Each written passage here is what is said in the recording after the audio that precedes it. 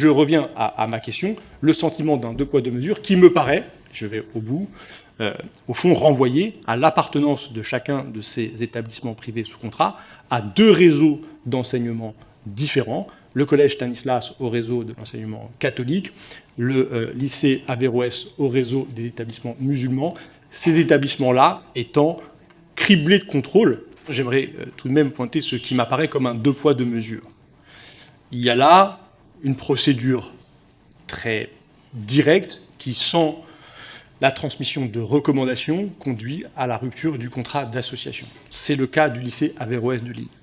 Je reviens à celui du collège Stanislas de Paris que nous venons d'évoquer, où il y a un rapport de l'inspection générale.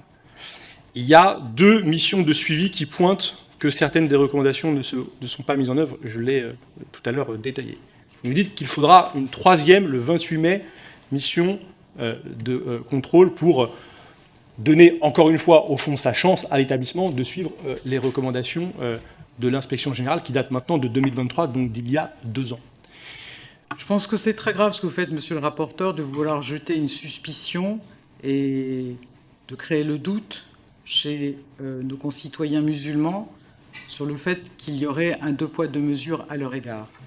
Ce que je peux vous dire, vous voyez, par exemple, sur les établissements hors contrat, les fermetures qui ont été prononcées cette année concernent 2 établissements catholiques, 0 établissement musulman, 0 établissement juif, 2 à pédagogie alternative.